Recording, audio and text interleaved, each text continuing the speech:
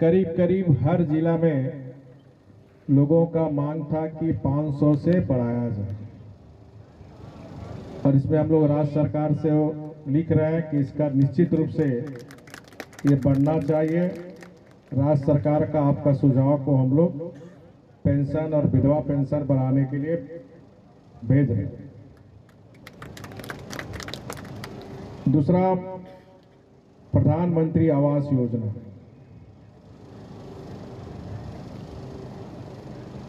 आदरणीय प्रधानमंत्री मोदी जी प्रधानमंत्री बनने के बाद उन्होंने निर्णय लिया कि देश में कोई भी कच्चा घर गरीब का ना रहे, क्योंकि हर गरीब का सपना होता है कि उसके सिर पर एक छत हो।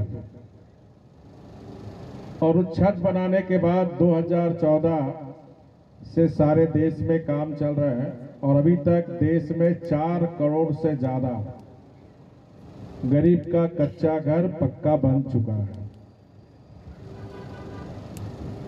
क्योंकि जो भी सूची बनती है राज्यों में, वो राज्य सरकार केंद्र सरकार को भेजती है, फिर केंद्र सरकार से सैंक्शन होने के बाद वो जिला को आती है, जिला फिर ब्लॉक में भेजती है। तो जो भी सूची है वो फेज वाइज सभी प्रधानमंत्री आवास योजना के तहत जो भी आपने आवेदन दिया वो फेज वाइज हर गरीब का प्रधानमंत्री आवास योजना के तहत घर बनेगा। मोदी जी लगातार गरीब के जीवन में जीवन स्तर ऊंचा उठे, इसके लिए लगातार प्रयास कर रहे हैं। आप देखिए, जब एक गरीब का बेटा देश का प्रधानमंत्री बनता है तो अपनी मां को लकड़ी में चूल्हा से बनाते हुए खाना देखा था, किस प्रकार उसकी मां धुआं पी रही थी। और जब प्रधानमंत्री बनते हैं तो उन्होंने तय किया कि जो भी हमारी गरीब बहन है उनको सबको एलपीजी गैस सिलेंडर देने का। और अभी तक देश में 11 करोड़ से ज्यादा को एलपीजी गैस सिलेंडर मिल चुका है। इसी तरह अभी जो आपने कहा पानी की समस्या, तो पानी की समस्या के लिए भी प्रधानमंत्री जल नल योजना, हर घर नल जल योजना चल रही है ना, इस जिले में भी चल रही है। हर देश के हर जिले में नल जल योजना के तहत पाइपलाइन के द्वारा पानी पहुंचाई जाएगी। ये भी प्रधानमंत्री मोदी जी का निर्णय है। उड़ीसा में भी ये योजना चल रही है, आपके जिले में भी चल रहे होंगे नल जल योजना। For kind information of Honorable Governor sir, let me inform sir, we are having 1479 villages in the district sir. 150 numbers of villages are already covered under Har Ghar Jal sir. The rest of the villages are coming under mega water supply sir. So it will be take another 2 to 3 years sir to saturate 100% sir. Very good. तो ये समय लगेंगे, क्योंकि आजादी के इतने वर्ष बीत जाने के बाद इस देश में तो शासन था, 50, 60, 70 से शासन था, लेकिन किसी ने गांव की चिंता नहीं की। क्योंकि जो गांव में बीमारी, ये जो आकांक्षी जिला का सबसे पीछे जो कारण है उसका पानी, क्योंकि गांव के लोग दूषित पानी पीने के कारण बीमार होते हैं। गांव में आप देखेंगे बहुत सा गांव घर में बिजली नहीं थी, इसको भी 2014 के बाद माननीय प्रधानमंत्री जी ने सभी राज्य सरकारों से कोऑर्डिनेशन करके देश के हर घर के गरीब में घर बिजली पहुंचाने का काम इन 9.5-10 वर्ष में हुई। इसी तरह जो हमारे गरीब है देश, इस कोरोना काल में जिस तरह मोदी जी ने दुनिया का भारत पहला देश है कि 5 किलो चावल सिर्फ उड़ीसा नहीं, देश में 80 करोड़ लोग को माननीय प्रधानमंत्री जी दुनिया का विकसित कंट्री भी जहां कोरोना में उनकी व्यवस्था लड़खड़ा गई थी, लेकिन भारत एक ऐसा देश है जहां अपने देश के नागरिकों को, गरीब को 5 किलो मुफ्त अनाज देकर कोई गरीब भूखा ना रहे, ये आज भी 5 किलो अनाज और 2028 तक पूरे देश में 80 करोड़ लोग को 5 किलो अनाज निःशुल्क मिले। इसी तरह आप भी किताब में पढ़े होंगे, चाहे तेलुगु भाषा में पढ़े होंगे, चाहे उड़िया भाषा में पढ़े होंगे, चाहे हिंदी भाषा में, कि भारत की आत्मा गांव में बसती है। पढ़े हैं सब ना? पढ़े हैं? पढ़े आप लोग? भारत की आत्मा गांव में बसती है।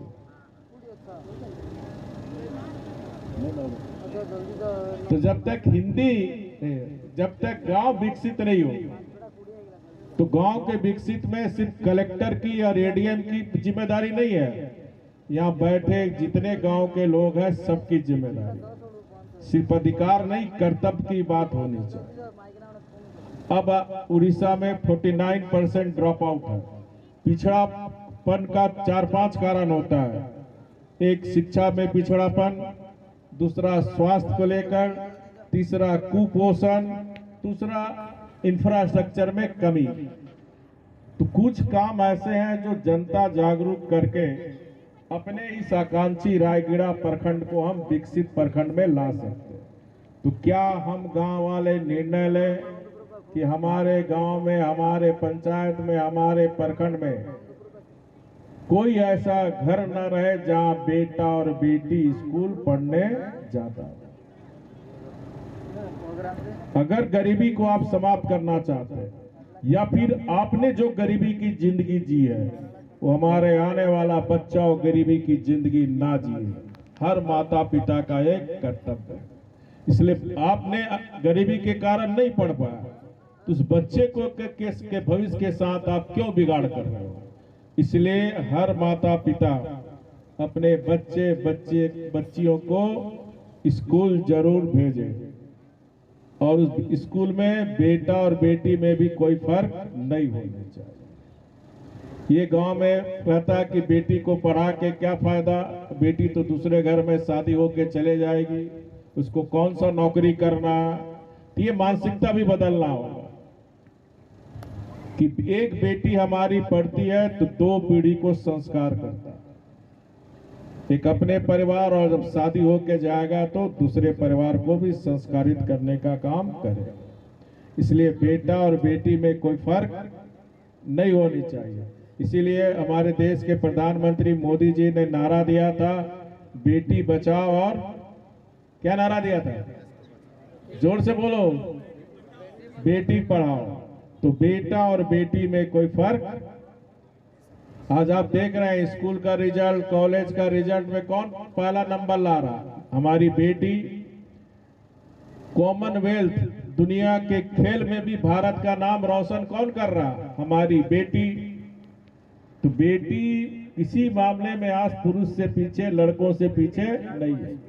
और ये पुरुषों का भी कर्तव्य है कि हम अपनी नारी शक्ति, महिला, बहू, बेटी को आगे बढ़ाने में सहयोग करें।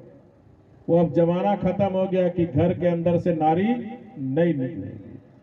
अब नारी आप देख रहे हैं, हमारे जो अभी चंद्रयान में गए, मंगलयान में, उसमें भी हमारी नारी शक्ति की वैज्ञानिक थी। तो ये जो नारी शक्ति है, ये नारी शक्ति जो आपके परिवार की शक्ति है, उसको मोदी जी चाहते हैं राष्ट्र की शक्ति बने। और इसीलिए आपने देखा होगा, जो वर्षों से महिलाओं की डिमांड थी कि महिलाओं को 33% आरक्षण मिलना चाहिए।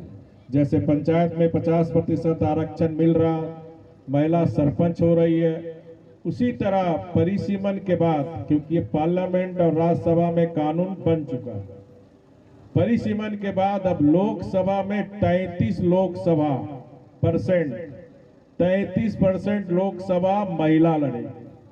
उसी तरह परिसीमन होने के बाद उड़ीसा विधानसभा का भी 33% रिजर्वेशन आरक्षण महिला को मिलेगी। इस तरह राष्ट्र के निर्माण में, राज्य के निर्माण में, नीति निर्धारण में भी हमारी ये महिला शक्ति देश में भी और राज्य में भी निर्णय लेने में सहायक होगी। तो आपके अंदर ये जो शक्ति है, तो ये शक्ति के कारण ही आज उड़ीसा आगे बढ़ा है, चाहे देश हमारा आगे बढ़ा है। तो मेरा गांव वालों से अपील है कि हम सब आज संकल्प ले कि आने वाले 2-3 वर्ष के अंदर ये रायगढ़ प्रखंड हो चाहे गजपति जिला हो, इसको पिछड़ा जिला से हम विकासशील जिला बनाए। ये सबको आप संकल्प लेने की जरूरत है। सरकार से, प्रशासन से समन्वय स्थापित होकर अब जैसे इरिगेशन सरकार में जरूर सरकार को लिखूंगा कि यहाँ इरिगेशन की व्यवस्था करें। जब तक इरिगेशन की व्यवस्था नहीं होती, तो मैं देख रहा हूँ पहाड़ी इलाका है, गांव के लोग अच्छी तरह जानते हैं कि पानी, बरसात का पानी को कहाँ रोकना है, क्योंकि जल है तो कल है। जल सिर्फ जीवन ही नहीं, हमारी विकास की धारा है। अगर जल नहीं होगा तो हमारा खेती नहीं होगा। इसलिए जल संचय हम कैसे करें, इसके लिए भी माननीय प्रधानमंत्री मोदी जी ने 70-75 वर्ष के बाद जल शक्ति मंत्रालय पहला बार बनाया, ताकि हमारे देश के लोग जल संचय को कैसे करें। इसलिए ये सभी सरकार की नहीं, आपकी भी जिम्मेदारी है। आपके गांव का पानी हम गांव में कैसे रोकें, खेत का पानी हम खेत में कैसे रोकें, अपना गांव अपना काम, ये भावना आपको लाना होगा। पहाड़ में देख रहे हैं, पहाड़ का पानी नीचे आता है, उस पानी को हम कैसे रोकें, ये सब आप गांव में बैठकर चिंतन करके कैसे अधिक से अधिक चेक डैम ज्यादा बनाएं। बोरा बांध, पहाड़ है, आराम से आप बोरा बांध में 40,000 50,000 रुपये खर्च होते हैं। यहाँ आपके सरपंच भी होंगे, सरपंच के बाद भी 15वां वित्त आयोग से पैसा आता है गांव के विकास के लिए, सीधे उसके अकाउंट में। तो सरपंच के बोलो, बैठक बुलाओ, आप गांव के साथ बैठो, गांव से पूछकर योजना बने। ये छोटे छोटे काम हम 15वें वित्त आयोग का पैसा जो मोदी जी सीधे सरपंच के अकाउंट में भेजते हैं, ये छोटी छोटी काम अपने गांव में करके हम गांव को विकसित गांव बना सकते हैं। तो ये सोच को डेवलप करना, तो सबसे पहले हमें अपनी सोच को बदलना कि गांव पिछड़ा गांव नहीं रहेगा, ये पिछड़ा रायगढ़ प्रखंड नहीं रहेगा। ये सोच को बदलना और इस सोच के अनुसार जो विचार गांव के साथ बैठक करके आती है, उसको फिर इम्प्लीमेंट करना। हमारा गांव नशा मुक्त हो, हमारा गांव स्वच्छ रहे। ये कोई महाप्रभु जगन्नाथ चिंता करने नहीं आएंगे। बहुत लोग ने कहा कि इस गांव में, इस मातृभूमि मेरा जन्मभूमि है, तो जिस मातृभूमि में हम जन्म लिए, उस मातृभूमि के प्रति भी तो हमारा कर्तव्य है कुछ। जिस जन्म में हम भूमि लिए हैं, वो भूमि मेरा आदर्श गांव बने। इस भाव से सबको सोच को बदलने की जरूरत है। तो मुझे नहीं लगता कि आने वाले साल 2 साल के अंदर ये जो हमारा 75 साल से पिछड़ा ही जिला आ रहा, अगर हम नहीं चेते, शासन नहीं चेता, तो और मोदी जी इसीलिए 110 जो पिछड़ा जिला है उसको टारगेट लिए, सेंट्रल का एक सेक्रेटरी एक जिला में भेजे हुए, वो लगातार मॉनिटरिंग कर रहे हैं। मेरा जिला प्रशासन से यह अनुरोध होगा कि उस जिले में भी आप देखिए कौन प्रखंड पिछड़ा है, फिर उस प्रखंड में देखिए कौन पंचायत पिछड़ा है, उसको फोकस करना। इन जनरल आप डेवलपमेंट काम करोगे तो जो पिछड़ा ब्लॉक है, पिछड़ा पंचायत है, पिछड़ा गांव पिछड़ा ही रहेगा। तो ये डिमार्केशन करना, इस गजपति जिले में भी कौन प्रखंड पिछड़ा है, उस पिछड़ा प्रखंड में भी ब्लॉक में कौन पिछड़ा पंचायत है, उस पिछड़ा पंचायत में भी कौन गांव पिछड़ा।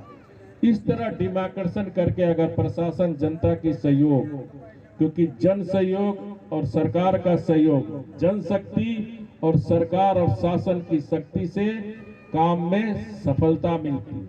इसलिए प्रशासन को भी चाहिए जनता से सहयोग लेकर, क्योंकि जनता की ही ताकत है, सबसे बड़ी ताकत जनता की होती है। तो जनता को की जनशक्ति को हम विकास के लिए जोड़कर आने वाले समय में इस प्रखंड को, इस गांव को हम पिछड़ा का कलंक मिटाएं। साथ ही साथ स्कूल जरूर भेजें, दूसरा, मेरे गांव में गर्भवती कोई बहन है तो गांव में एक ऐसा वातावरण बनाओ कि कोई मेरी गर्भवती बहन डिलीवरी के समय ना मृत्यु हो ना बच्चा का मृत्यु हो। तो डिलीवरी बहन को गांव में पौष्टिक आहार खिलाने के लिए सब्जी साग सब्जी ज्यादा खाए, तो एक ऐसा वातावरण बनाना, क्योंकि कुपोषण होने के कारण ये पिछड़ा जिला है। तो उसमें भी माननीय प्रधानमंत्री मोदी जी मातृत्व योजना के तहत गर्भवती महिला को पौष्टिक आहार के लिए 6,000 रुपया देते हैं। उसमें हमारी आशा दीदी, आंगनबाड़ी की बहनें उसमें जागरूक कर रही है। तो गांव वाले का भी कर्तव्य होनी चाहिए, गांव की दीदी लोग का भी कर्तव्य होना चाहिए। आपके गांव में कोई गर्भवती हमारी बहन है तो उसकी थोड़ा हाल चाल लेना, उसको सुझाव देना कि ये खाने से पौष्टिक होता है, ये सब्जी खाने से आयरन होता है। ठीक ऐसा वातावरण हमको अपने अपने गांव में बनाना, अपने अपना कर्तव्य को कि एक मनुष्य में हम जन्म लिए हैं तो सिर्फ अपनी जिंदगी ना जीना, अपनी जिंदगी तो पशु पक्षी भी जिंदगी जी रहे हैं, दूसरों के लिए जीना, गरीब के लिए जिंदगी जीना, ये ध्येय बनाकर हम काम करेंगे तो आने वाले समय में हमारा जीवन जो मनुष्य में जन्म लिया और जीवन भी हमारा सफल हो जाएगा। इन्हीं शब्दों के साथ आप सब ने काफी देर से बैठे, इसके लिए बहुत बहुत धन्यवाद। मकर संक्रांति पोंगल का आप सबको बहुत बहुत बधाई, धन्यवाद।